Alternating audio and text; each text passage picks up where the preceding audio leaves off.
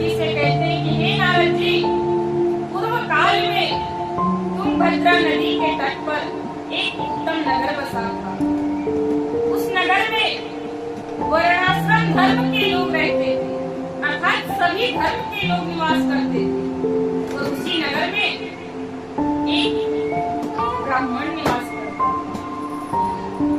उस ब्राह्मण का नाम था आत्मदेव।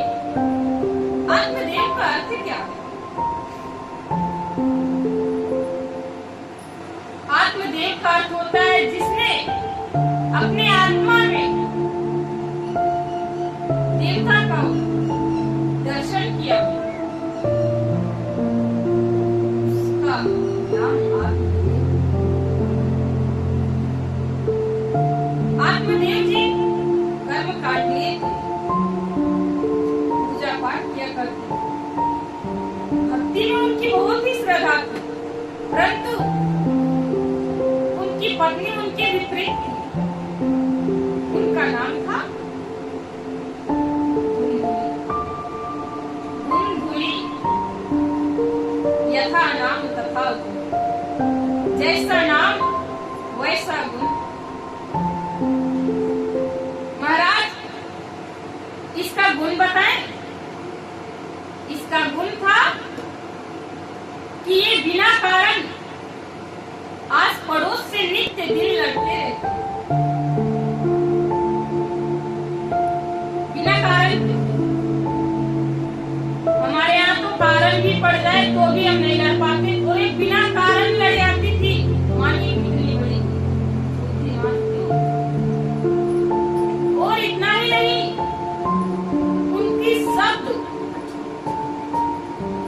कांटे की जैसी चुभती, ऐसी शब्द बोलती थी। मैंने भागवत जी कह रहे, ये भागवत जी में प्रमाणित है।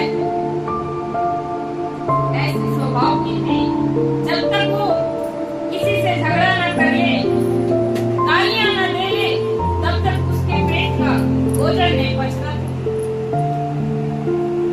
परंतु फिर भी आत्मदेव जी बड़े ही प्रसन्न थे। वो पूजा पाठ किया करते थे और प्रभु की बहुत ही भक्ति किया करते थे। बस प्रभु के पास जाते, उनकी सेवा करते और उनसे कहते कि प्रभु, न जाने आपने किस कर्म का फल दिया है। प्रभु, न जाने आपने मुझे किस जन्म के पुण्यों के कारण ऐसी पत्नी दी। आप ये सोच रहे होंगे कि मैं क्रोध से आपसे कह रहा हूं, परंतु नहीं, ऐसा नहीं है। मैं तो खुशी पूर्वक कह रहा हूं कि धन्य है आपकी लीला, जो आपने मुझे ऐसी पत्नी। अगर आप ऐसी ना झगड़ालू पत्नी ना देते हो, मुझसे प्रेम करने वाली पत्नी देते, तो शायद मैं उनके पीछे लगा होता। और आपने जब मुझे इस प्रकार की पत्नी दी है, तो मैं आपकी सेवा में लगा रहता हूँ। इसलिए मुझे आपसे कोई शिकायत नहीं। महाराज, स्वभाव कैसा भी हो, परंतु प्रभु से प्रेम करना ही तो हमारा धर्म है। बस पंडित जी वही अपना धर्म निभाते। भगवान के दिया सब कुछ था, परंतु कुछ नहीं था, तो बस एक ही। तो क्या उनकी कोई संतान नहीं। सब कुछ था, धन दौलत वैभव सभी प्रकार के थे, परंतु उनका कोई संतान नहीं था। बस इसी बात की पीड़ा उन्हें होती थी, और वो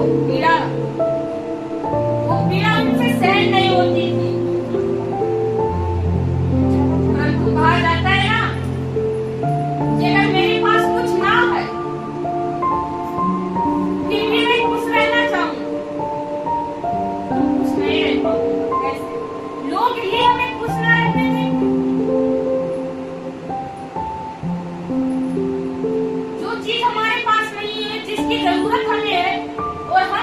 दुखी ना हो, उतना दुखी तो लोग होते हैं। ज्यादा खुशी हो तो लोगों को जलन होती है, दुख हो तो लोगों को शिकायत होती है। इन लोगों को क्या है, क्या करें इन लोगों का। परंतु कहा जाता है ना कि अस्त्र शस्त्र से एक बार मारा जाता है, परंतु वाणी से 1000 बार मारा जाता है। यही होता था ब्राह्मण। आत्मदेव जी को नित्य दिन ताने मिलते, अरे इसका तो कोई संतान नहीं है, कहाँ जाएगा, कौन सा नर्क भोगेगा। इतना ही नहीं, कहते थे कि अरे इसका संतान नहीं है, और जिसका संतान नहीं होता है उसे टूना नामक नर्क में जाना पड़ता है। टूना नामक नर्क में जाना पड़ता है उसे, ऐसा कहते थे। जब वो पूजा करते, सूर्य नारायण को अर्घ देते, तो लोग क्या कहते, अरे क्यों जल दे रहे हो तुम, तुम्हारे हाथों से बोला प्रभु जल स्वीकार करेंगे। ये जल देना छोड़ो, भक्ति करना छोड़ो।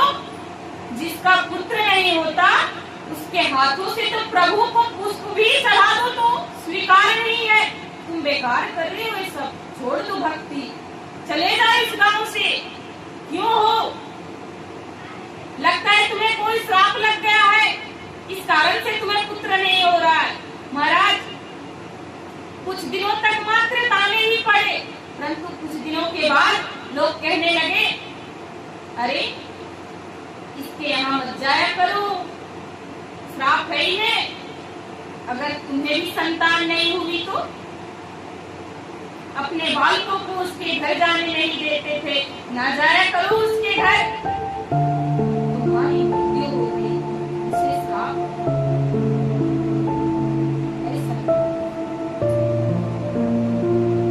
आत्मदेव जी बड़ी दुखी रहते थे, परंतु उनकी पत्नी धुंधली को कोई फर्क नहीं पड़ता, कोई फर्क नहीं पड़ता महाराज।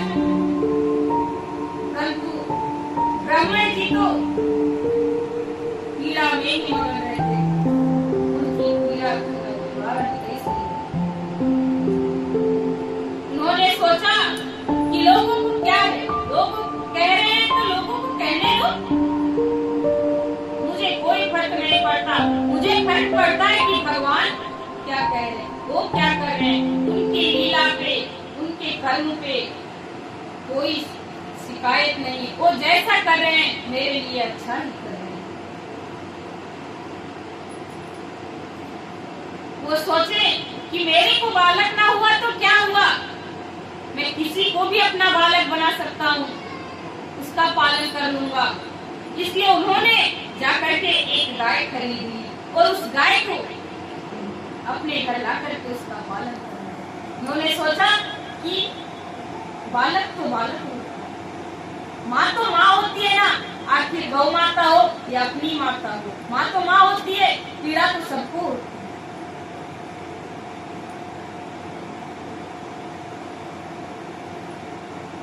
गाय के बछड़े को अपना बालक समझ करके पाल लूंगा, मेरा बालक ना हुआ तो क्या हुआ। परंतु महाराज एक कहावत है कि अगर सुख आती है हमारे पास तो अकेले नहीं आता, अपने परिवार के साथ आता है तो हर तरफ से खुशियां मिलेगी, और जब दुख आएगा तो वो भी पूरा खानदान को उठा ले आता, पूरे खानदान के साथ दुख उठ करके आ जाता है। वही हुआ ब्राह्मण देवता के पास, वह गाय भी बांध ली। अब तो ब्राह्मण देवता और भी उन्हें पीड़ा होने लगी कि अब मैं क्या करूं। हे ईश्वर, आपने मुझे पुत्र सुख ना दिया, मैंने आपसे कोई शिकायत नहीं, परंतु आपने मुझे इतना बड़ा दुख दिया कि मैंने जिस गाय को रखा वह गाय भी बांध निकली। हे प्रभु, आखिर मेरे हाथों से कौन सा पाप हो गया, वो भी अनजाने में हुआ होगा प्रभु, मैंने तो कोई पाप नहीं किया है और आप मुझे कौन से कर्म का एक फल दे रहे जो मुझे भोगने में पीड़ा होगी। महाराज इतना ही नहीं, ब्राह्मण देवता ने अपने हाथों से घर में तुलसी को लगाया था। वह तुलसी कभी हरी भरी नहीं रहती, हमेशा मुरझाई रहती। वो ब्राह्मण देवता जब भी अपने घर में साग सब्जी लाते तो वह समय से पहले ही सड़ जाती। उनके द्वारा लगाए गए वृक्ष कभी फल नहीं देते। इससे ब्राह्मण देवता और भी रोते। उनकी सहन शक्ति अब खत्म हो चुकी है और वो आज आत्महत्या करने की इच्छा से घर से चले गए बिना बताए पत्नी। आखिर वैसी पत्नी को बता करके ही क्या फायदा जो पति के विषय में जान ही ना सके, उनकी पीड़ा को ना जान सके। उन्होंने पत्नी से कुछ नहीं कहा और वो पुनः अकेले ही लौट गए। वो अकेले चले गए घर से बाहर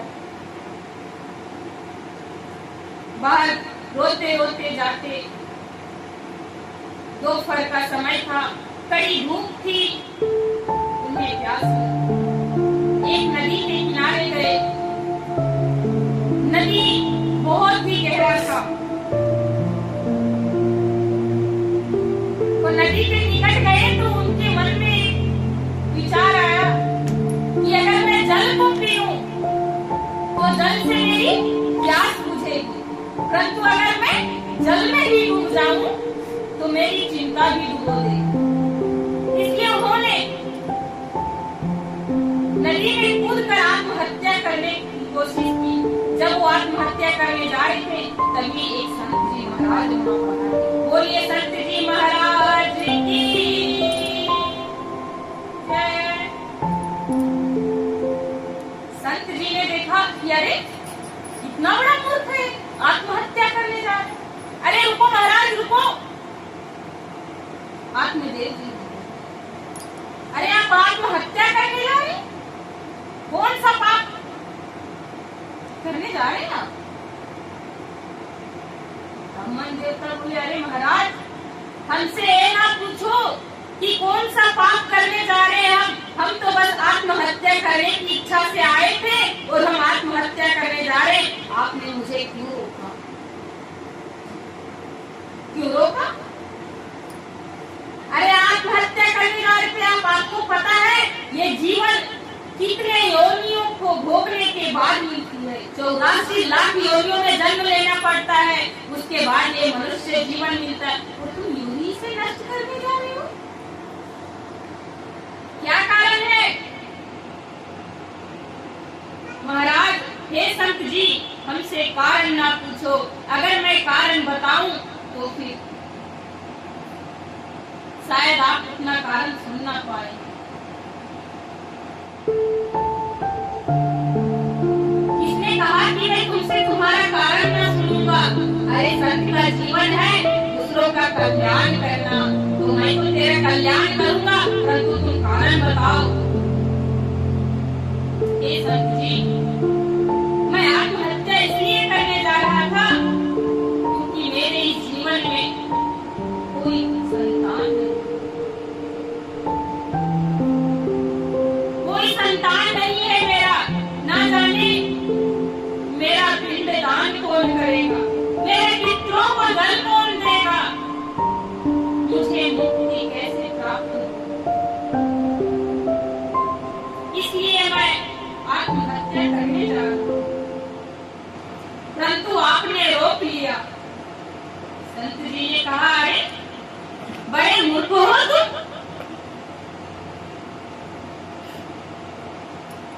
बड़े मूर्ख हो। तुम्हारी दिव्यता से मुझे पता चलता है कि तुम एक ब्राह्मण हो और ब्राह्मण भला मूर्खता कर सकते हैं, परंतु तुम तो बड़े मूर्ख हो।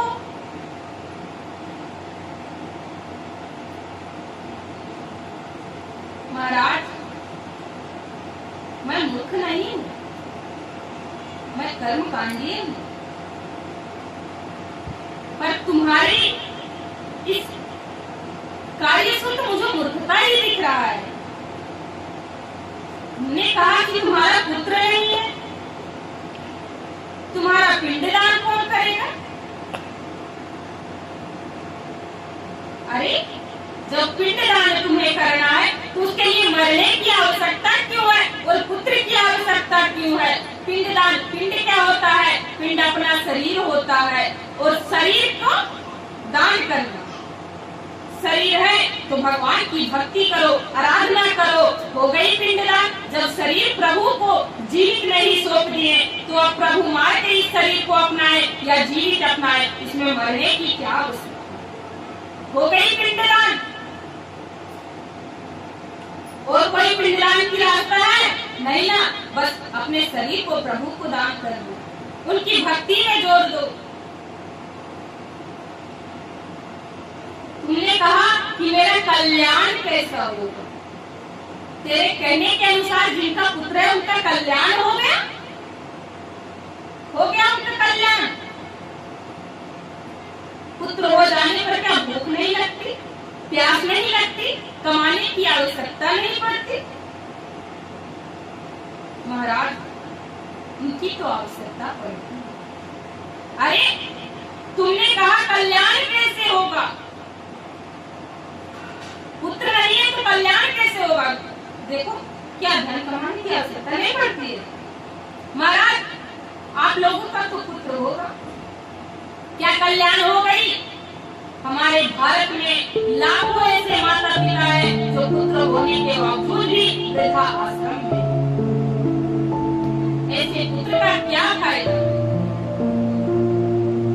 महाराज, कहा जाता है कि एक माँ अनेक बालकों को पास, एक माँ अकेले अनेक बालकों को पाल सकती है, परंतु अनेक बालक मिलकर के एक माँ को नहीं पाल पाते। इसलिए तो हमें वृंदावन में वृद्धा आश्रम खुला। भारत में अनेक वृद्धा आश्रम खुल चुका है, यही कारण। और तुम कह रहे हो पुत्र पुत्र कुछ नहीं होता, ये सब छोड़ो, भगवान की भक्ति करो, आराधना करो, मोक्ष को प्राप्त करो। ब्राह्मण ने कहा कि महाराज, ये क्या कह रहे हैं आप? बिना पुत्र का जीवन असंभव है। मेरे लिए तो ये जीवन का त्याग करना ही सही रहेगा। मैं इस जीवन का कुछ नहीं कर सकता। अब मुझे संतान नहीं हुआ तो ये जीवन का भी कल्याण मैं अपना होने नहीं दूंगा, इस जीवन को भी त्याग दूंगा। संत जी ने कहा, अरे मूर्खता मत करो, ये सब छोड़ो, पुत्र कुछ नहीं होता। संत ने 1000 बार मना किया, परंतु वो बस एक ही बात पे अड़ा रहा कि मुझे संतान चाहिए, मुझे पुत्र चाहिए।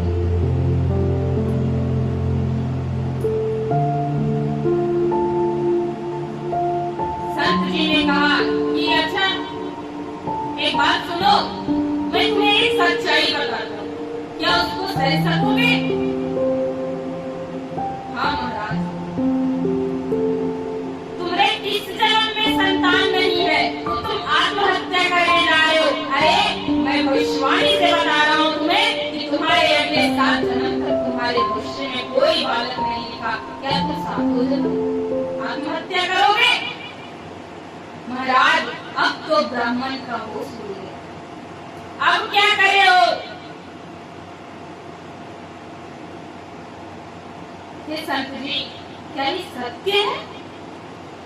महाराज, संत का शब्द कभी झूठा नहीं होता, उनकी वाणी कभी झूठी नहीं होती। पंडित जी ने कहा कि महाराज, आप संत हैं, संत की वाणी झूठी नहीं होती, परंतु संत चाहे तो हर एक इच्छा को पूर्ण करवा सकते हैं। ब्राह्मण देवता संत जी के चरण पकड़ लिए और रोने लगे। हे संत जी, आप कृपा कीजिए मुझ पर और मुझे पुत्र प्राप्ति का वर दें। संत ने कहा, मैं भगवान के विरुद्ध जाकर, जब तुम्हारे भाग्य में नहीं है तो मैं ऐसा नहीं कर सकता।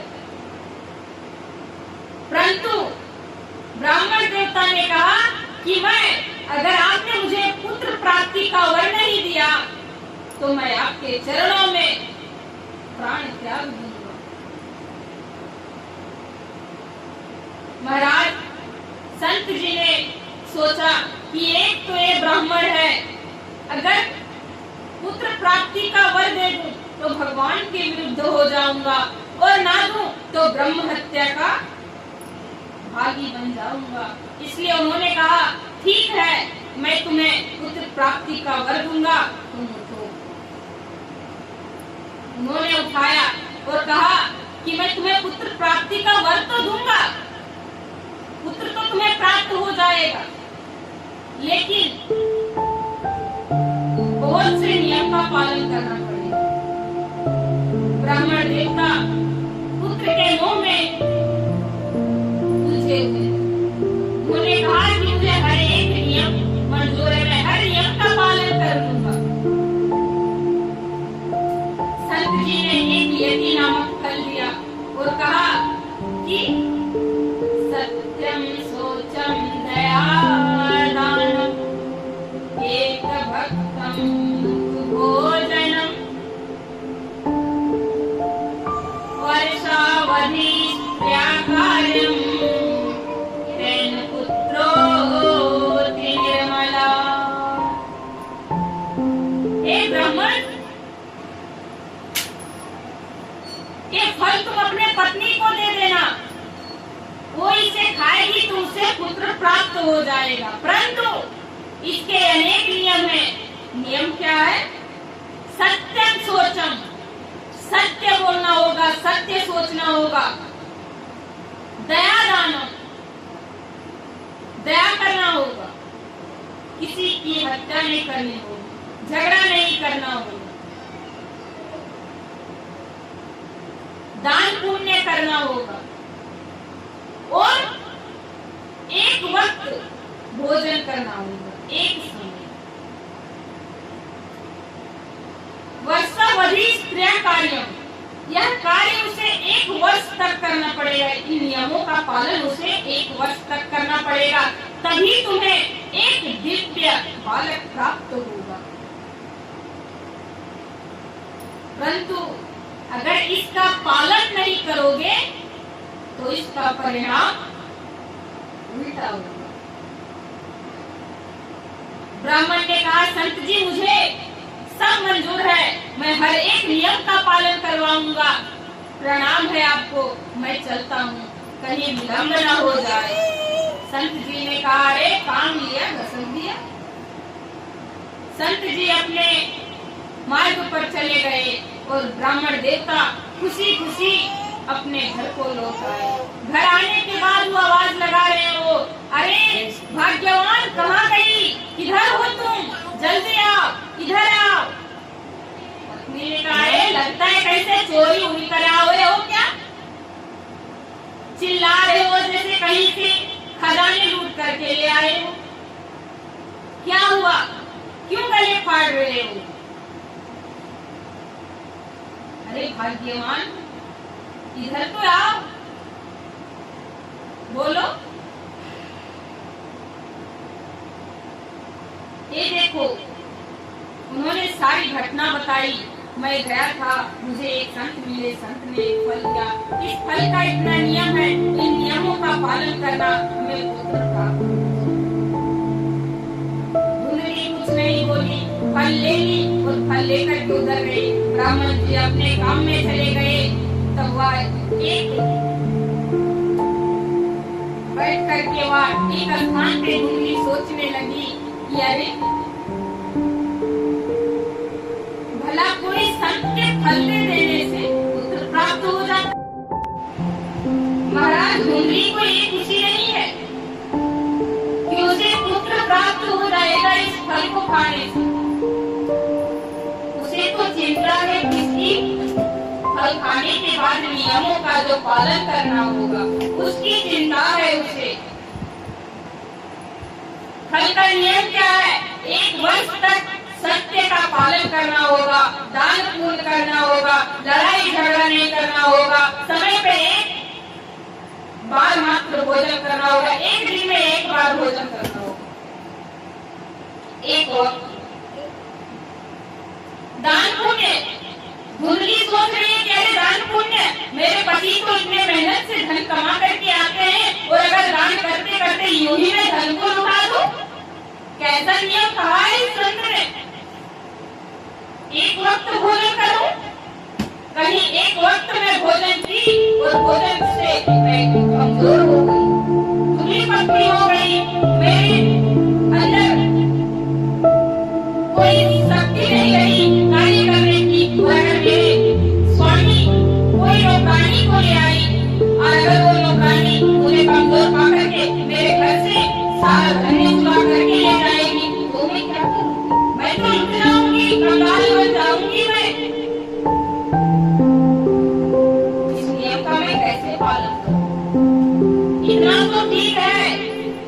और अगर पता चला कि 2 महीने के आसमान में वह बालक 12 महीने तक रह जाए तो सुखदेव जी ने 12 वर्ष तक गर्भ में वास किया था, अगर ये भी 12 वर्ष तक रह गया गर्भ में तो नहीं, मैं रिस्क नहीं ले सकती, मैं रिस्क नहीं ले सकती, मैं इस फल को नहीं खाऊंगी।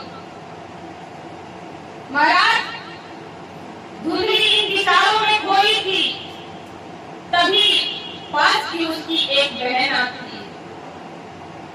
बहन को देख करके धुंधली बोली, अरे बहन, अच्छा हुआ तुम आ गई, अब मेरे सारे प्रश्नों का हल हो जाएगा, चिंता दूर हो जाएगा।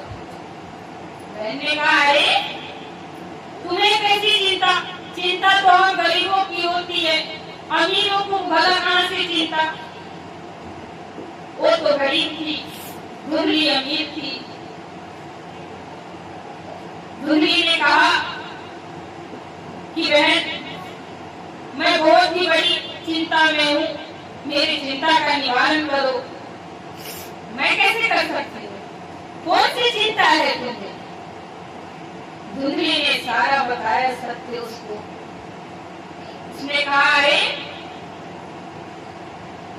भला संत कोई आया, फल दे गया, तुम खा लोगी, गर्भवती हो जाओगी, ये सब कुछ नहीं होता। उस संत ने इस फल के विषय में झूठ कहा है।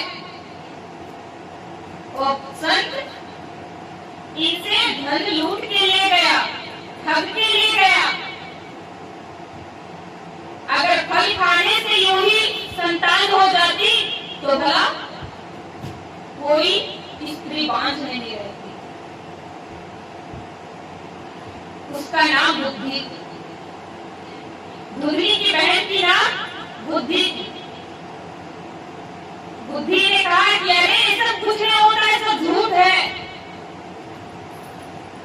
और मान लिया मैं हो भी गया तुम्हें बालक इस फल को खाने से, पर तुम जानती हो कि बालक होने का पीड़ा, बहुत पीड़ा होती है। हो सकता है कि बालक बचा तो तुम नहीं, तुम बची तो बालक नहीं। महाराज बुद्धि उसे कह रही है और धुंधली की प्राण निकल गई। अरे बाप रे, इतना इतना पीड़ा होगा, इतना कुछ होगा। वह तो कह रही है, मन में कह रही है मैं तो फल खाऊंगी नहीं, मैं फल खाऊंगी नहीं, मन में उसका चल रहा है और बुद्धि बताए जा रही है ऐसा होता है, वैसा होता है, ये होता है, वो होता है। धुंधली का बस बहन, अब रुक जा, अब मुझसे नहीं होगा, मैं ये फल नहीं खा सकती। अगर ना भी खाऊं तो भी दिक्कत ही है। मेरे पति को संतान चाहिए और वो संतान सुख के लिए सब कुछ कर सकते हैं। अब तू ही देख ले बुद्धि, कहाँ से जाकर के एक संत से फल मांग लाए, क्या पता धुंधली किसी से मांग के ले आए और मुझे उसका पालन करना पड़ गया। और सबसे बड़ी दिक्कत उसका पालन करना मुझसे नहीं होगा। बुद्धि ने कहा कि देख बहन, तुम तो धर्म संकट में हो, तुम्हें पुत्र चाहिए भी और तुम्हें पुत्र पैदा भी नहीं करना है। धुंधली ने कहा, ठीक है, तो मेरे पास एक उपाय है। क्या? तेरे पास धन की कमी नहीं है और मेरे पास पुत्र की कमी नहीं है। तू कहना क्या चाहती है? यही कि मैं 1 महीने के गर्भ से हूँ। अगर तुम्हारी इच्छा हो तब मैं तुम्हें अपना पुत्र दे दूंगा और तुम इसके बदले में मुझे धन देंगे। दूसरी ने कहा, ये सब तो ठीक है, परंतु अगर मेरे पति को ज्ञात हो गया, पता चल गया कि यह पुत्र मेरा नहीं तेरा है, तो वो मुझे मार डालेंगे। अरे पता कैसे चलेगा? तुम पूरी बात तो सुनो। तुम पति जब आएंगे तो कह देना मैंने फल खा लिया जी और मैं गर्भवती हो गई। झूठ कह देना।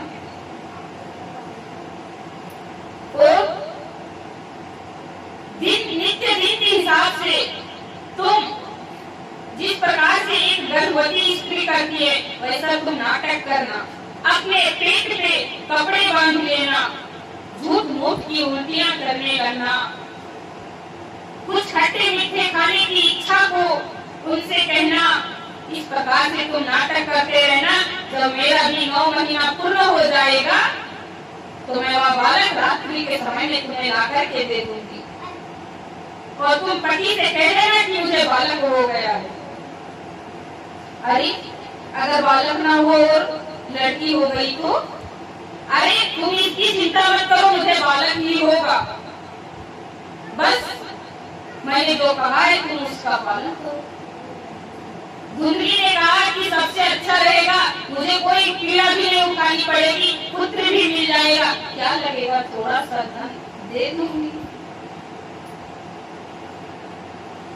धुंधली ने कहा कि ठीक है, मुझे मंजूर है, परंतु इस फल को क्या करूं?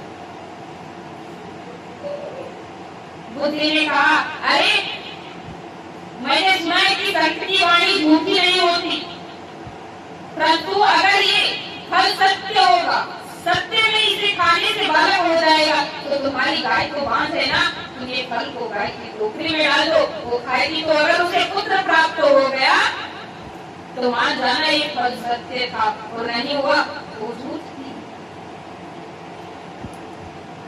धुंधली ने वही किया, फल को गाय की टोकरी में डाल दिया, गाय ने उस फल को खा लिया और बुद्धि वहां से चली गई। धुंधली ने स्वामी से झूठ कह दिया, अजी मैंने उस फल को खा लिया, मैं गर्भवती हो गई हूँ। पंडित जी की खुशी का कोई ठिकाना नहीं है। अब महाराज पूरे नगर में बात यहाँ फैल गई, अरे धुंधली गर्भवती है, धुंधली गर्भवती है, उनके यहाँ भी बालक होगा। अरे ये तो असंभव था, संभव कैसे हो गया? सबके मन में यही विचार है। महाराज समय पूर्ण हुआ, 9 महीने के बाद बालक का जन्म हुआ। रात्रि के समय बुद्धि ने अपने पति से कहा कि ये बालक को ले जाकर के धुंधली के यहाँ रख आओ।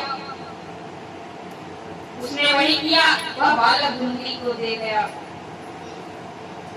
सुबह के समय जब पंडित जी पंडित कर्म करके आ रहे थे तब देख रहे कि रास्ते में बहुत से ढोल नगाड़े बज रहे हैं। उन्होंने पूछा, गांव वाली कोई उत्सव है क्या? महाराज आपको नहीं पता? अरे आपको ही तो पुत्र हुआ है ना, उसी की खुशी में तो ढोल बज रहे हैं, बाजे बज रहे हैं। महाराज अब तो पंडित जी की खुशी चौगुनी हो चुकी है। और बजाने लगे, जोर से बजाओ, फूलों की वर्षा करने लगे, हर तरफ से मिठाई बांटने लगे, ब्राह्मणों को बुलाया, सेवा की, दान किए, पुण्य किए, बालक को देखे। बालक के बाद देखने के बाद उन्होंने धुंधली से कहा कि धन्य हो, तुमने मुझे आखिर मेरी खुशी दे दी। धुंधली ने कहा कि अजी एक बात कहूं क्या?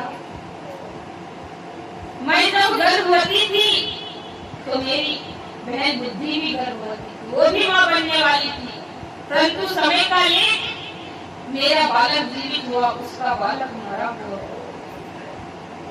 इसलिए मैं चाहती हूँ कि उसे पुत्र की कमी ना महसूस हो, इसलिए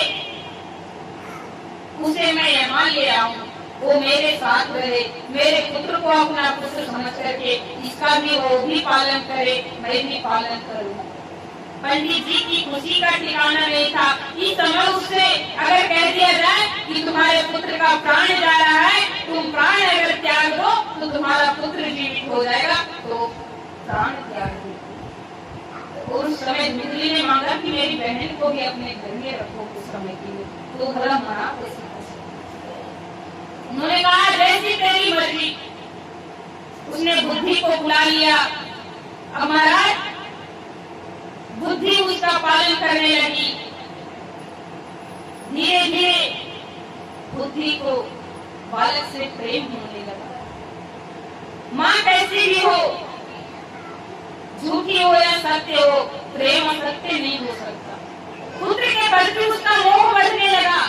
उसे लगने लगा कि अब मैं इस पुत्र को अपने पास रख लूं, धुंधली को ना दूं, परंतु धुंधली को ज्ञात हो गया कि अब मेरी बहन अपने पुत्र को ले जाना चाहती। इसलिए उसने उससे कहा कि देख बहन, अब तू थोड़ा धन ले और यहाँ से चल जा, अब मैं अपने पुत्र का देख रेख कर लूंगी। उसने बुद्धि को अपने घर भेज दिया। एक दिन 3 माह हो गया है और एक दिन जब पंडित जी गौ माता को अनाज डालने जा रहे थे, चारा डालने जा रहे थे, तब उन्होंने देखा कि वहां से एक दिव्य रोशनी प्रकाश कर रही। वह दिव्य रोशनी को देखा तो जाकर उनके निकट गए। निकट जाकर के देखा कि वहां पर एक सुंदर सा बालक है। उसके 2 कर्ण हैं जो गाय के समान है, बाकी संपूर्ण शरीर उनका मनुष्य का है। उनके दोनों कान गाय के थे, इसलिए उन्होंने उसी समय उनका नाम रखा गोकर्ण। बोलिए गोकर्ण जी महाराज की जय। महाराज उन्होंने खुशी से उस बालक को लाया, घर लेके आए और धुंधली से कहा गौ माता को ही एक बालक हुआ। ये भगवान की लीला देखो, गौ के बालक मनुष्य के समान है, ये हमारे लिए तो अद्भुत है। अब महाराज पंडित जी हर समय गोकर्ण कहकर के उसे बुलाते, तो धुंधली ने कहा अरे मेरे बालक का तो 3 माह हो चुका है और अभी तक उसका नामकरण नहीं किया, और इस कल के आए बालक का नाम भी होगा गोकर्ण। उसने बिना पति की अनुमति लिए ही घर में ब्राह्मणों को बुलाया और ब्राह्मणों को बुलाने के बाद उनसे कहा कि मेरे बालक का नामकरण करो। ब्राह्मण ने कहा ठीक है। वो कुछ कार्य कर रहे थे, ब्राह्मणों ने अपना मंत्र शुरू किया। मंत्र शुरू करने के बाद उन्होंने सारा पूरा समाप्त करने के बाद कहा यह बालक का नाम रखने का समय है। आपस में ब्राह्मणों ने विचार किया, यानी जब पिता का नाम है आत्मदेव तो पुत्र का नाम परमात्मा देव होना चाहिए। सभी ब्राह्मण ने कहा ये सही रहेगा। तब तक धुंधली वहीं से गुस्से होकर आ रही। अरे ब्राह्मणों, तुम लोग का दिमाग खराब हो गया है, मूर्ख हो क्या? ब्राह्मण डर गए। महाराज मैंने पहले भी कहा था कि उसके शब्द ऐसे थे धुंधली के कि मानो कि जन्म में कोई नमक और मिर्ची छिड़क रहा हो, ऐसी बोलती थी धुंधली। ब्राह्मण डर करके खड़े हो गए और एक कोने में जा छिपे। देवी मैंने क्या कर? अरे क्या गलती किया? तुम लोग अनर्थ करने जा रहे थे अभी। क्या इस बालक को जन्म मैंने दिया है या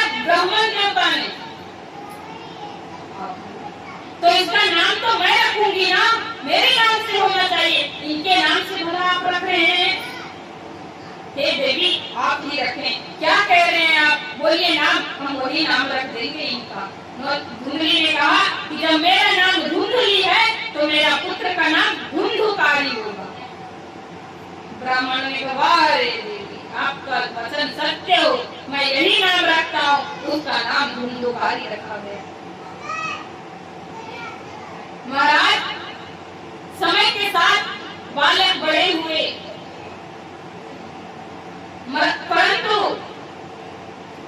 दोनों बालक दो स्वभाव के हुए, दोनों के कर्म अलग। क्या?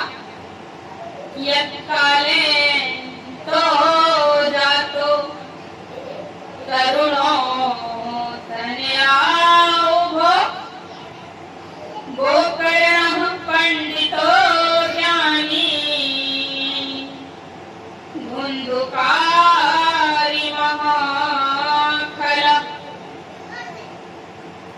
गोकर्ण जी महाराज सत्य कर्म करते थे। वो पंडित हुए, संत हुए, परंतु धुंधुकारी महाखल, महादुष्ट, अत्याचार, भ्रष्टाचार, मोह, लोभ, क्रोध सब उसी में था। कोई ऐसा गुण नहीं था जो उसमें निवास न करता हो, और कोई ऐसा गुण न हो जो गोकर्ण जी में ना हो। सभी गुण थे गोकर्ण जी महाराज में, और सभी अवगुण थे धुंधुकारी। मैं आपसे कहना चाहूंगी कि जब बालक जब बचपन में कांचा खेलने लग जाए ना, तो समझ जाइएगा वो गलत मार्ग पे जा रहा है, और इसका परिणाम बहुत ही गलत होगा, जिसे आप सहन नहीं कर पाएंगे। इसलिए उसी समय उसे रोकना चाहिए। अभी तो ऐसा नहीं करते। अरे जाने दो, बड़ा होगा, समझदार हो जाएगा, खुद समझ जाएगा, कुछ नहीं समझेगा। वही जो बालक बचपन में जो कर्म करता है ना, वही जाकर के वो आगे कर्म करता है। जब बालक बचपन में माँ बाप को मार देना, तो माँ बाप को बहुत खुशी होती है, अरे मेरे बालक ने मुझे मारा। और वही बालक जब यौवन अवस्था प्राप्त कर जाए और मारे ना, तो वही माता पिता से पीड़ा होती है। कोई भी जैसा कर्म वैसा फल। जब बालक मार रहा था तो बहुत अच्छा लग रहा था, जब यौवन अवस्था में मार रहा है तो बुरा लग रहा है। इसे बढ़ावा तो आप ही लोगों ने दिया। महाराज,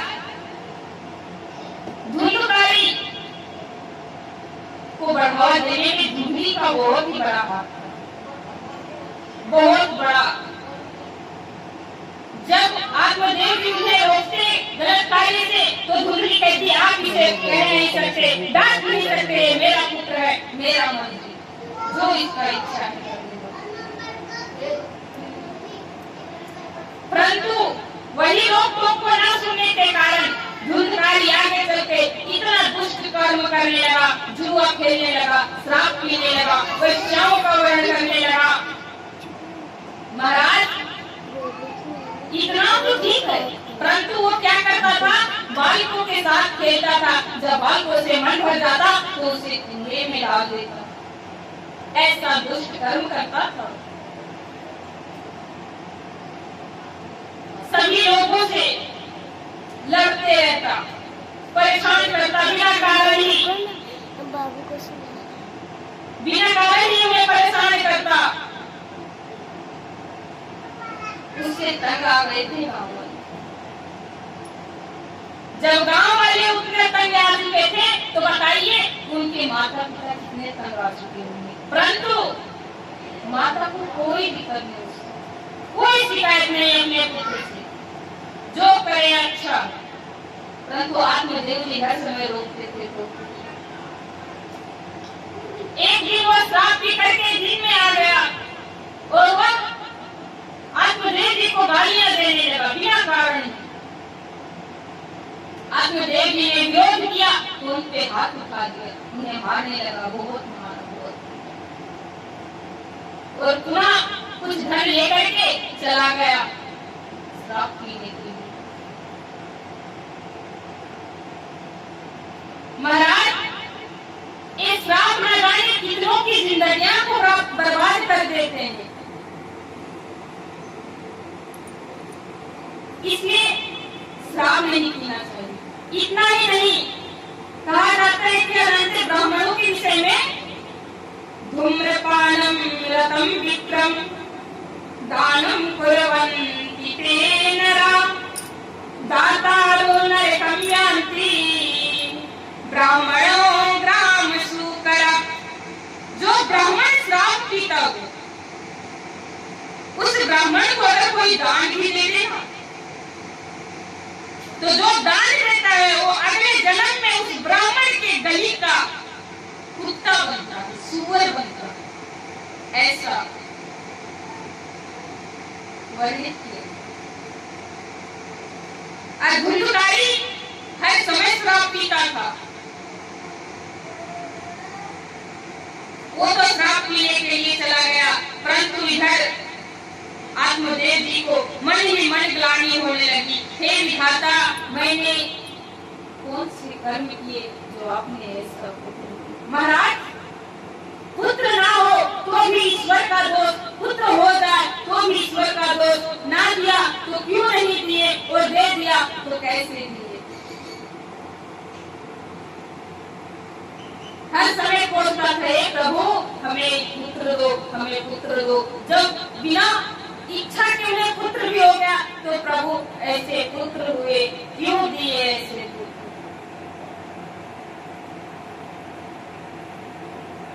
उसी समय वो बहुत ही रोने लगे, मन ही मन रोते रोते।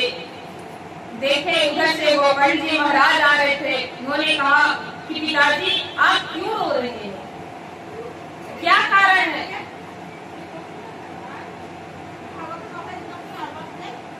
ब्राह्मण देवता ने कहा कि पुत्र मैं क्या कहूँ तुमसे, मेरे उस पुत्र ने मेरे मंदिर जैसे घर को शमशान घाट बना दिया।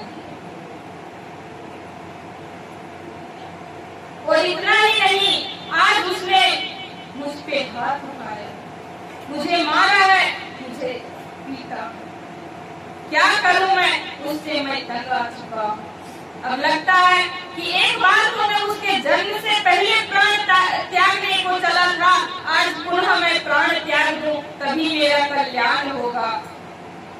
वो गोकर्ण जी ने कहा, पिताजी आप प्राण न त्यागें। हे पुत्र, तुम संत हो, तुम बताओ मैं क्या करूं,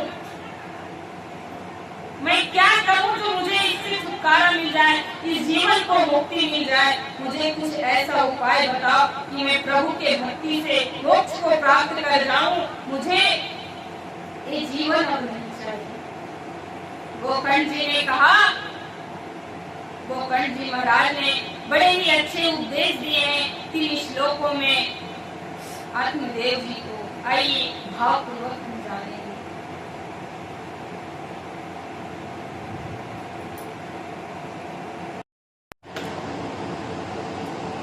देहे स्थिमान् सरुधिरे अभिमतिं तदत्वं जयासुतादिषु सदा ममतां विमुञ्च पश्यामि जगदिदं क्षणमात्रम्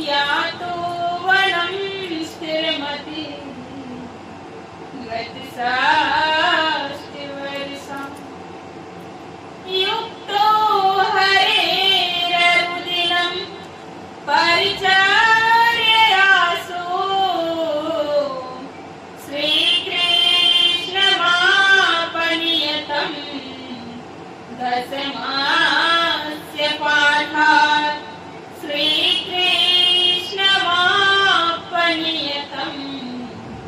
दशमास्य पाठात् श्रीकृष्णमापनियतम्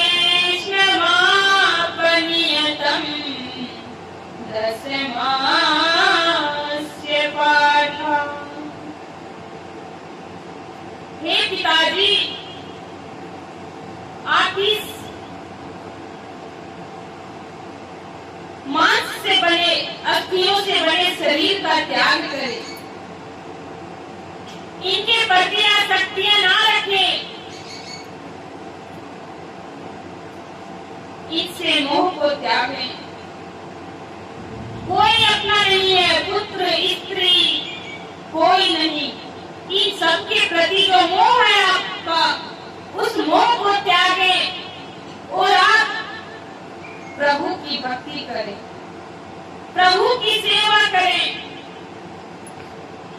महाराज, इस प्रकार से गोकर्ण जी ने आत्मदेव जी को उपदेश दिया और कहा, पिताजी आप वृंदावन जाएं और वृंदावन जाकर के श्रीमद् भागवत महापुराण के 10वें स्कंद का पाठ करें। महाराज, आज गोकर्ण जी ने जब अपने पिताजी को उपदेश दिए तो उनके पिताजी मन में विचार किए कि मेरे पुत्र, तुम सही कह रहे हो, अब मैं अपने पुत्र और पत्नी और धन के प्रति ये आसक्तियां त्याग दूंगा। और महाराज, वहाँ से गोकर्ण जी चले गए और आत्मदेव जी सब कुछ त्याग कर आज वन की ओर जा रहे हैं, श्री वृंदावन धाम पहुँचने वाले हैं। रास्ते में उनके मन में बस एक ही विचार आ रहा है, क्या मैंने शायद जो आज करने जा रहा हूँ वो पहले किया होता तो मुझे आज ये दिन न देखना पड़ता, आज मुझे ये दिन न देखना पड़ता। वो गाते हुए जा रहे हैं, क्या चल रे हंसाय अमर लोक को, यहाँ कोई नहीं तेरा रे, जग वालों का हुआ अंधेरा, अपना हुआ सवेरा रे, अपना हुआ सवेरा। हे प्रभु, आज मैं आपके चरणों में प्रीति जोड़ने के लिए आ रहा हूँ।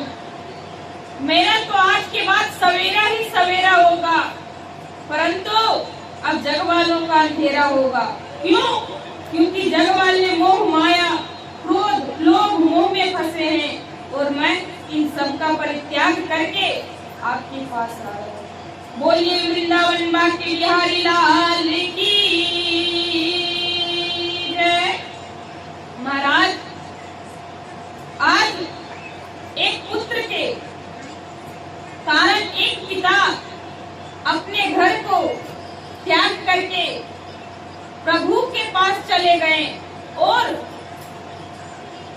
उस पुत्र को इस बात से कोई ग्लानि नहीं कि मेरे पिता मुझे त्याग कर चले गए।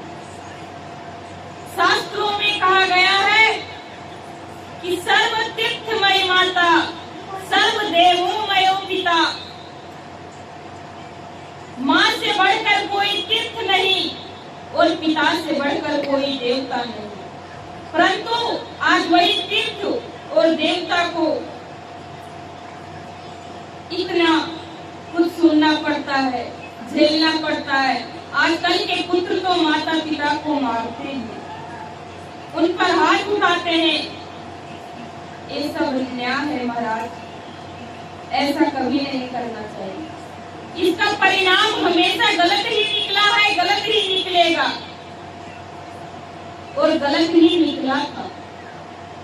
मैं आपको एक छोटी सी कहानी बता रही हूँ। एक गरीब परिवार में 3 सदस्य थे, एक माँ, एक पुत्र, एक पिता। पुत्र छोटा था, करीब 5 वर्ष के, गरीब थे। पत्नी दूसरे के यहाँ झाड़ू बर्तन करती थी, पिता मजदूरी करता था, उस बालक का परिपालन हो रहा था। एक दिन उसकी माता ने कहा अपने पति से कि सुनिए, मैं चाहती हूँ कि मेरा पुत्र पढ़े लिखे और कलेक्टर बने।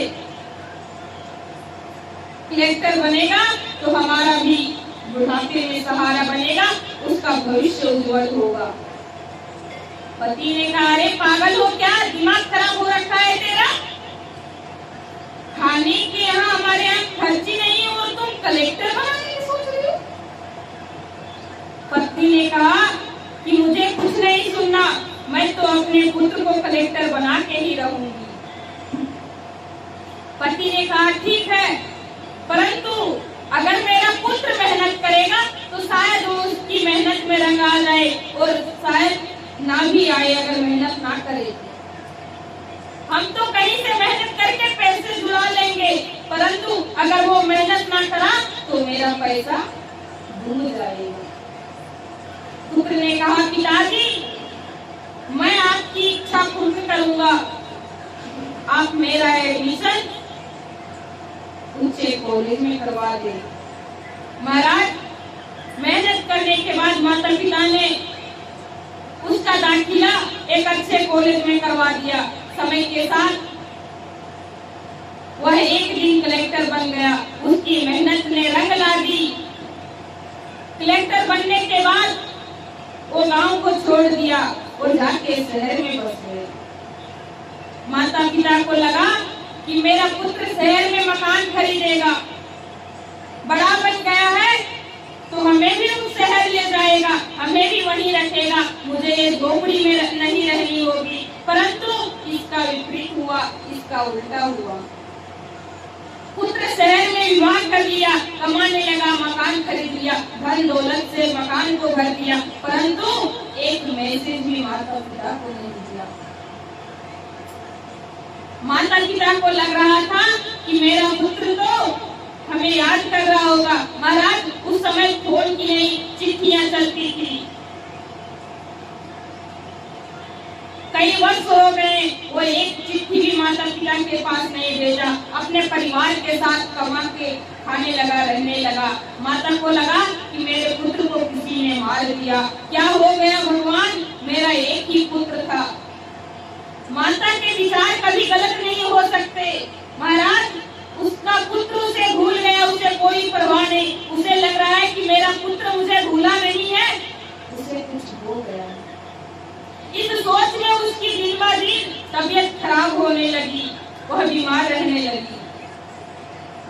पति ने जो भी धन कमाया था उसे बेचकर उसका इलाज करवाया। एक दिन पत्नी ने कहा पति से कि सुनिए जी, मुझे अपने पुत्र के पास जाना है, नहीं तो जिस शहर में रहता है मुझे वहाँ ले चलिए, उसके विषय में पता तो चलेगा कि उसे कुछ हो गया हुआ या फिर वह ठीक है। पति ने कहा अरे जो धन था उससे तो मैं तेरा इलाज करवा दिया, अब जो धन नहीं है उसके विषय में बात नहीं क्या करना, और वहाँ जाने में तो बहुत धन लगेगा, कहाँ से लाऊंगा मैं इतना धन। पत्नी ने कहा मुझे कुछ नहीं सुनना, मुझे वहाँ जाना है, मुझे पुत्र से मिलना है और पुत्र के विषय में जानना है। महाराज, तभी एक डाकिया आया, उसने एक पत्र दिया। वह पत्र किसका था? उसी के शहरी पुत्र का पत्र था वो। जब देखा माता ने कि पत्र आया तो कहा किसने भेजा पत्र? अरे तुम्हारे पुत्र ने भेजा है। माता की खुशी की ठिकाना है। उसने पढ़ा चिट्ठी में, अरे माँ मैं तो कलेक्टर बन गया था, परंतु अब मैं मकान खरीद लिया हूँ, मैंने विवाह भी कर ली, मेरे 2 बच्चे हैं, मैं खुशी पूर्वक रह रहा हूँ, कभी आपको मेरी याद आए तो याद आना। पता लिख दिया था उसने। महाराज, इतना कुछ लिखा पत्र में, परंतु ये नहीं लिखा माँ तुम कैसी हो, पिताजी कैसे हैं, तेरी तबीयत ठीक तो है ना? नहीं लिखा ऐसा। माता ने कहा कि जिस पुत्र को पढ़ाने के लिए मैंने अपना है जिंदगी गरीबों में। झाड़ू बर्तन धोते धोते गुजार दी वो पुत्र में बिना मेरी आज्ञा के विवाह कर लिए। अरे विवाह तक तो ठीक है, उसके 2 पुत्र हो गए, क्या कभी उसे याद नहीं आई हमारी कि माता पिता को भी आप पत्र भेज दें, उनकी हाल चाल पूछ ले। महाराज पर ऐसा नहीं। माता ने कहा कि वारे पुत्र, तुमने हमारी मेहनत का, हमारी इंसानियत का ये सिला दिया। महाराज ऐसे होते हैं आजकल के पुत्र। पत्नी ने कहा पति से कि अजी हम तो चाहे कि मेरे पुत्र को कुछ हो गया, इसलिए नहीं हो सके तो नहीं जाएंगे उससे मिलने, परंतु अब हम जाएंगे उससे मिलने। हमारा मकान है ना, जो झोपड़ी है उसे बेच दो, उससे जो भी धन होगा उससे लेकर के हमें उससे मिलवाने ले चलो। हम उसे देखना चाहते हैं कि उसके अंदर इंसानियत बची है या वो भी मर चुकी है। पति ने कहा ठीक है, मकान बेच, जो भी उनका झोपड़ी था बेचा गया। उसके पास पुत्र के पास गई, वो दरवाजा ठोकाई, दरवाजा खोला एक नौकर, उसने कहा क्या चाहिए? भीख मत मांगो। महाराज उन्हें लगा कि भीख मांगे हैं, उनका वस्त्र देख करके अरे भीख मत मांगो, जाओ पता बता दो, हम बहुत सा धन लेके आ रहे हैं तुम्हारे। महाराज भीख मत मांगो अर्थात भिखारी को दे देंगे, परंतु माता पिता को एक चिट्ठी तक ना दिए। और पुत्र का क्या भरोसा? उसने कहा अरे तुम गलत समझ रहे हो, हम भिखारी नहीं हैं, इस घर के मालिक के माता पिता हैं। नौकर की होश हो गई, वह हंसने लगा, पागल हो क्या? इतने बड़े कलेक्टर साहब के माता पिता बता दो, चलो निकलो यहाँ से। उसने कहा तुम्हें विश्वास नहीं होगा, तुम एक बार मेरे पुत्र को बुला दो। नौकर अंदर गया, पता बताया, महाराज यहाँ से आए, बोल रहे हैं कि आपके माता पिता हैं, आप उनके पुत्र हैं, क्या करूं? उन्हें घर आने की आज्ञा दूं या बाहर ले जाऊं? उसने कहा अरे सच कह रहे हो, हमारे ही माता पिता हैं, गरीब हैं, गांव से आए हैं, लो स्टोर रूम की चाबी लो, उन्हें वहीं रख दो। नौकर गए, उन्हें स्टोर रूम में बैठा दिया। महाराज लगातार 3 दिन हो गए, गांव में माता पिता थे तो मिलने नहीं गया, परंतु उनके 10 कदम आगे माता पिता को रूम में बैठा आया, परंतु 3 दिन से उनसे मिलने नहीं गया। धीरे धीरे माता की तबीयत बहुत ही खराब हो गई। पिता वहां से निकले और जाकर के अपने पुत्र के चरणों में गिर गए। पुत्र पुत्र कृपा करो हम पर, देखो तुम्हारी माँ की तबीयत बहुत बिगड़ गई है, तुम डॉक्टर भी हो और कलेक्टर भी हो, इसका इलाज करो।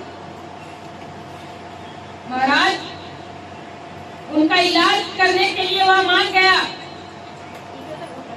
और वह उसे हॉस्पिटल ले गया। महाराज थोड़ा बहुत और ही डॉक्टरी किया था, इसलिए वो उसे ले गया, इलाज करवाया। 3 दिन उसे हॉस्पिटल में रखा गया। जब उसे होश आई तो घर लाया गया। घर लाने के बाद उसे उसी रूम में रखा गया, स्टोर रूम में ही रखा गया उसे। और फिर उसके पुत्र अपने परिवार के साथ आ गया। शाम का समय था, शाम के समय वो फिर गया, माता पिता के पास बैठा और बोला, माता एक पत्र पकड़ो, पर्ची पकड़ो इसे। माता ने ले लिया, कहा क्या लिखा है पुत्र इसमें? अरे माँ पढ़ लो। माता ने कहा, पुत्र अगर मैं पढ़ी लिखी होती तो तुम्हें इतना धन लेकर के बड़े स्कूल में, कॉलेज में नहीं पढ़ाती। पुत्र ने कहा ठीक है माँ, मैं पढ़ के सुनाता हूँ। उस पत्र में लिखा था कि आपके ब्लड टेस्ट में इतना पैसा लगा, दवा में इतना पैसा लगा, एडमिट करने में इतना पैसा लगा, सारा बिल लिखा था महाराज, उसमें माता का कितना लगा। पिता ने कहा, पुत्र इस बिल का मैं क्या करूं? तो पुत्र ने कहा, पिताजी इसे कुछ करना नहीं मुझे दो, इसे मैं घर आऊं। पिता ने कहा, वारे पुत्र, मैं अपने दिल मांगता था तुम्हें और तुम आज मुझसे ही दिल मांग रहे हो मेरे इलाज की। महाराज, माता ने सुना कि मेरा पुत्र, जब माता ने सुना कि मेरा ही पुत्र मुझसे बिल मांग रहा है मेरे इलाज की, महाराज वो ये सहन ना कर सकी, मुझे हार्ट अटैक आ गया और वहीं उसकी मृत्यु हो गई। पत्नी की मृत्यु हुई, यह शोक उसके पति को लगा, वो भी वहाँ पे अपना प्राण त्याग दिया। पुत्र ने देखा, वहाँ से वो चला गया। महाराज, ऐसी ऐसी घटनाएं होती है आजकल के पुत्र और माता पिता में। जो माता पिता अपने पूरे जीवन पुत्र के भविष्य के लिए बर्बाद कर देते हैं, वो पुत्र कुछ पैसे बर्बाद नहीं कर सकते माता पिता के इलाज के लिए। महाराज, माता पिता, मैंने आपसे कहा कि सर्वदेवो मयो पिता, पिता हमेशा सभी देवताओं के समान है। अब उस देवता का जो अपमान करेगा, उसे तो नरक में भी वास नहीं होगा। और आज आत्मदेव जी का वही हुआ दृश्य, वो सब कुछ त्याग कर वृंदावन चले गए। इधर धुंधकारी को लगा कि अरे अच्छा हुआ वो बूढ़ा चला गया, हर समय टोकता रहता था। अब वो और भी अत्याचार करने लगा और शराब पीता, घर की सभी वस्तुएं बेच डाली। एक दिन माता से आकर के बोला कि अरे मुझे भोजन दो। माता ने कहा, पुत्र, जो भी धन था उसे तो मैंने तुम्हारे लिए ही खर्च कर दिया और बाकी जो बचा उसे तो तुम बेच दिए। अब तुम मुझसे क्या दिलासा रखते हो? पुत्र ने कहा, तुम जवान लड़ाती हो, मैं धन मांग रहा हूँ, तुम मुझे धन नहीं दे रही हो। महाराज, वो माता को भी मार देंगे। इसे कहा जाता है कि जैसा करोगे वैसा भरोगे। शायद धुंधली उसे रोकती बालकपन में तो इतना अत्याचार धुंधकारी कर नहीं होता, परंतु उसने उसे बढ़ावा दिया। आज वही पुत्र उसे भी मारा। अब तो नित्य दिन उसे मारता, उससे धन मांगता और रोज धुंधली होती। अब उससे भी सहन ना हुआ। रात्रि के समय मुंह छिपाकर वो पड़ोस में एक कुआं था, उस कुआं में जाकर के आत्महत्या कर दी। यही होता है गलत करने का परिणाम। उसने आत्महत्या कर ली। वो चाहती तो दिन में भी आत्महत्या कर सकती थी, परंतु नहीं की। क्यों? क्योंकि शर्मिंदगी थी उसमें कि गांव वालों से मैं लड़ती थी, बिना कारण ये करती थी। जितने गलत कार्य धुंधली ने भी कर रखा था, उसे रात्रि के समय मरना पड़ा। महाराज, अब धुंधकारी को और भी अच्छा लगा, अरे जाने तो अच्छा है, जो हुआ सो हुआ। अब वो चोरी करने लगा, सभी के यहाँ चोरी करता, लूटमार करता और धन लाता, वैश्याओं को दे देता, वैश्याओं का वरण करता। महाराज, एक दिन उसने सोचा कि अरे मुझे रोज रोज धन कमाना पड़ता है, वैश्याएं तो रोज रोज धन मांग रही है। एक काम करता हूँ कि मैं एक बार कुछ ऐसा बड़ा करूँ कि मुझे रोज धन कमाने की आवश्यकता नहीं आ पाए। उसने एक राजा के यहाँ से बहुत सा धन चोरी कर लिया। उस धन को ला करके वैश्याओं के सामने फेंक दिया। अरे धन, कितना धन चाहिए तू रख। वैश्याओं ने देखा उतना धन, तो उसने सोचा अरे लगता है राजा के यहाँ से चोरी करके लाया है। अगर राजा को ज्ञात हुआ और ये पकड़ा गया तो इसके साथ हम भी पकड़े जाएंगे, हमें भी दंड मिलेगा और इसका दंड तो मृत्यु दंड होगा राजा का। राजा के यहाँ चोरी करना अर्थात मृत्यु। इसलिए इन सबने आपस में विचार किया कि ऐसा एक हम काम करते हैं कि सांप भी बच जाए और लाठी भी ना टूटे। आपस में विचार किया। उसी समय उसने धुंधकारी को बहुत अधिक मदिरा पान कराया। मदिरा पान करा करके उसे चारपाई में बांध दिया। महाराज, चारपाई में बांधने के बाद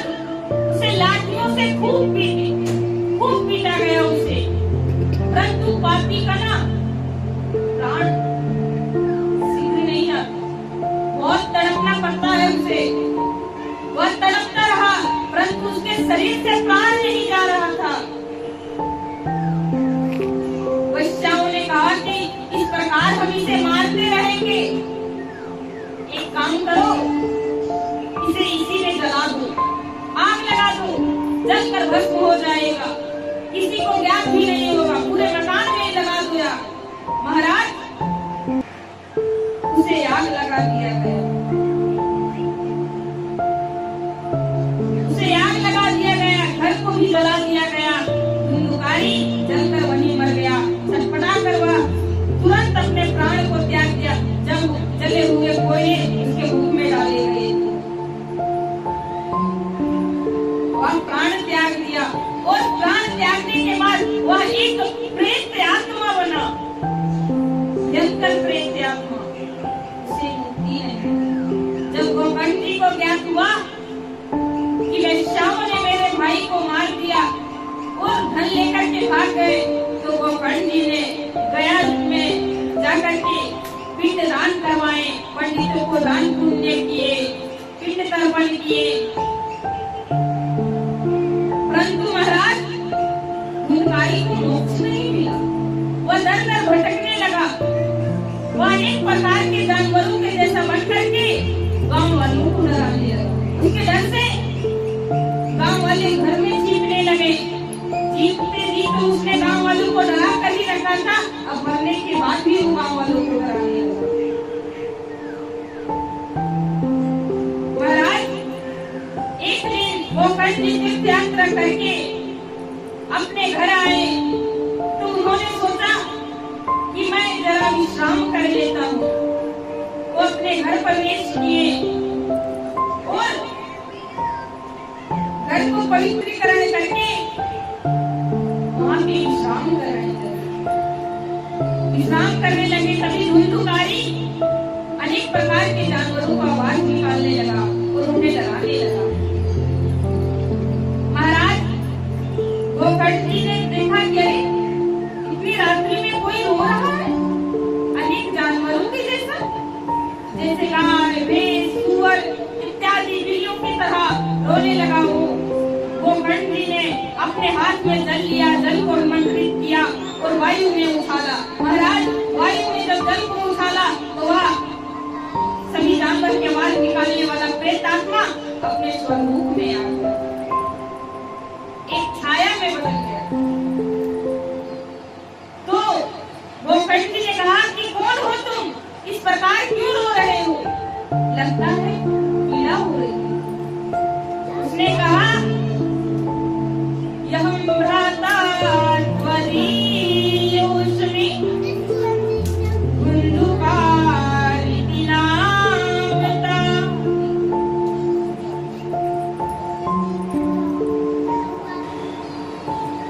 स्वप्नेव दोषेण ब्रह्मत्वं नासितं मया। उस प्रेतात्मा ने कहा कि हे भ्राता, आप मुझे पहचाने, मैं आपका भ्राता धुंधुकारी हूँ। महाराज, गोकर्ण जी ने कहा कि अरे तुम्हें मुक्ति नहीं मिली? मैंने तो गया जी में जाकर के तुम्हारे लिए पिंड दान करवाया, ब्राह्मणों को दान करवाया। धुंधुकारी ने कहा, अरे भ्राता, आप एक क्या हजारों सैकड़ों मेरे पिंड दान गया जी में जाकर के करवा देंगे तो भी मुझे मुक्ति नहीं मिलेगी। ऐसे कर्म किए हैं महाराज। सैकड़ों पिंड दान, कहा जाता है कि जिसकी पिंड दान गया जी में हो जाता है ना, उसे मोक्ष प्राप्त करने से कोई नहीं रोक सकता। पर देखिए, ऐसे कर्म कर रखे हैं धुंधुकारी ने, जो स्वयं कह रहा है कि सैकड़ों हजारों पिंड दान करने के बाद भी उसकी मुक्ति नहीं मिली। गोकर्ण जी ने कहा कि तुम मुझसे क्या विलासा रखते हो, क्या चाहते हो तुम? हे भ्राता, तुम सबकी कल्याण करो, मेरा भी कल्याण। इस किसी प्रकार से मुझे मोक्ष प्राप्ति करवा दो। मुझे बहुत पीड़ा हो, मैं इस पीड़ा को सहन नहीं कर पाता हूँ। आप मुझे इस प्रेतात्मा से मुक्ति दिया। महाराज गोकर्ण जी ने कहा कि जब सैकड़ों पिंड दर्पण से नहीं हो सकता तुम्हारा कल्याण, तो फिर मैं क्या कर सकता हूँ। वह रोने लगा। गोकर्ण जी को दया आ गई। उसने कहा ठीक है, जो मुझसे होगा मैं करूंगा। अभी तुम जहाँ रहते हो वहाँ पे चले जाओ, मैं कल कुछ विचार करूंगा। महाराज सुबह हुई, गोकर्ण जी को देख करके सभी गांव वाले आए। गांव वालों ने देखा यही गोकर्ण जी आए हैं। सभी ने संत से प्रणाम किया, हाल चाल पूछा। गोकर्ण जी ने रात की घटना सभी गांव वालों को बताया और कहा इससे कुछ ऐसा उपाय बताइए हे ब्राह्मण, सब आप लोग बताइए कि क्या धुंधकारी को मोक्ष मिल सकता है और मिलेगा तो कैसे, क्या करना होगा, ये बताएं। महाराज सभी ब्राह्मण अपने वेद पाठ, सभी शास्त्र पुराण उठा कर देख लिए, पढ़ लिए, परंतु उन्हें कोई मुक्ति का साधन नहीं मिला। सभी हार मान गए। तभी एक ब्राह्मण ने कहा कि हे गोकर्ण जी, अगर आप चाहते हैं कि आपके भाई को मुक्ति मिल जाए तो एक ही उपाय है। क्या? कि आप जाकर के सूर्य नारायण से पूछें,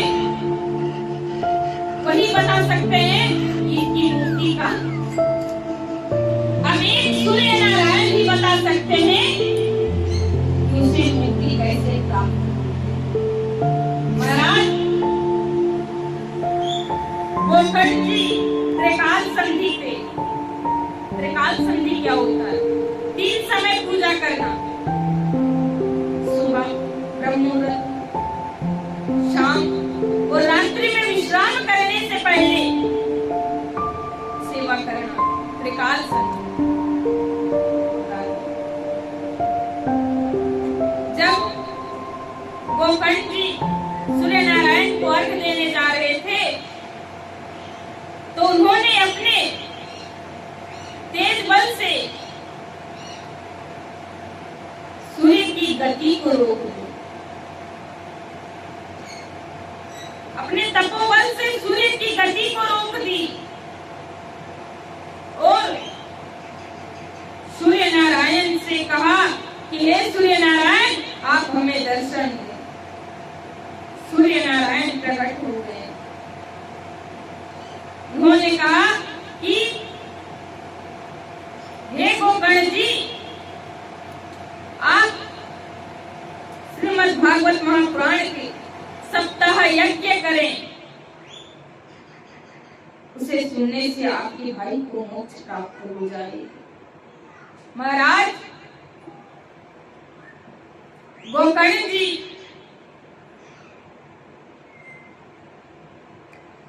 सुनने के बाद वहां से चले गए और अपने गांव में श्रीमद् भागवत महापुराण की कथा का आयोजन कर दिए। भव्य आयोजन हुआ। आज पड़ोस के गांव में निमंत्रण दिया गया। आज कथा का प्रथम दिवस। गोकर्ण जी स्वयं व्यास बन करके कथा श्रवण कराने के लिए व्यास मंच पे बैठे हैं। नीचे सभी श्रोतागण कथा श्रवण करने के लिए बैठे हैं और धुंधकारी को एक आसन देकर के व्यास के निकट ही बैठाया गया। कथा प्रारंभ हुई, परंतु वायु चलने के कारण वह प्रेत वहां पे ठहर न सका, वह उड़ गया। अब यह विचार आया कि अरे, जब धुंधकारी कथा में रहेगा ही नहीं तो उसका मुक्ति कैसे होगी। उसे पकड़ लिया गया और उसे एक 7 गांठ की बांस के अंदर रखा गया और उसे उस यज्ञ मंडप में गाड़ा गया। उसी में रह करके धुंधकारी कथा श्रवण करने लगा। प्रथम, द्वितीय, तृतीय, चतुर्थ, पंचम, षष्ठम, आज सप्तम दिवस की कथा है। महाराज, सप्तम दिवस की भी कथा संपूर्ण हो गई। कथा संपूर्ण होने के बाद भगवान के पार्षद आए दिव्य विमान लेकर के और उस पर धुंधुकारी को बैठा।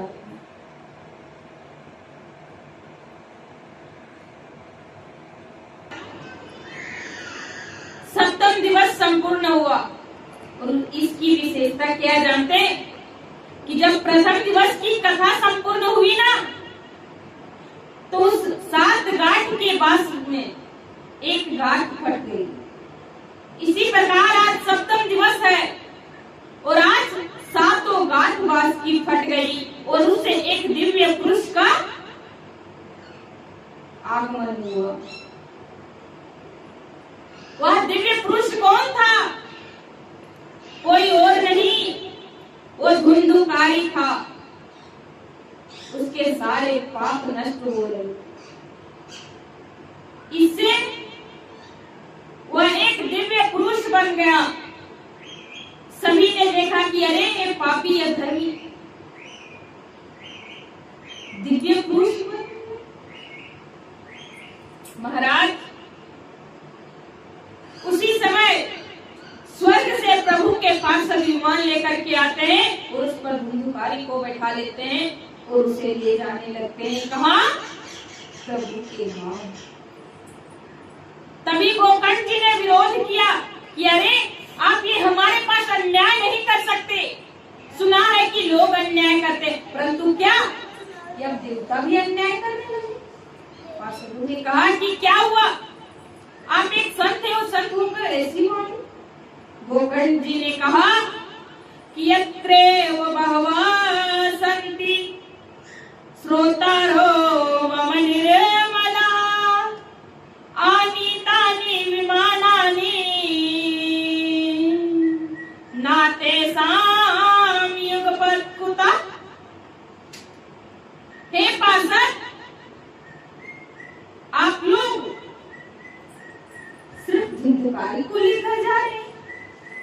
अरे यहाँ बैठे सभी श्रोता ने सम्मान पूर्वक कथा को श्रवण किया है और आप इन सबको नहीं लेकर जा करके केवल धुंधुकारी को ले जा रहे। ऐसा आप नहीं कर सकते। आप हमें उत्तर दें कि ऐसा आप क्यों कर रहे हैं? हमारे साथ ये भेदभाव क्यों रखा गया है? क्या इन सभी कथा श्रवण नहीं किया? तभी पार्षद सब कहते हैं कि हे गोकर्ण जी, इसका कारण ये नहीं है कि इन सब ने समान पूर्वक कथा श्रवण किया। कारण ये है कि मनन वाचन श्रवण तीनों करना आवश्यक है, परंतु इन सब ने ये नहीं किया।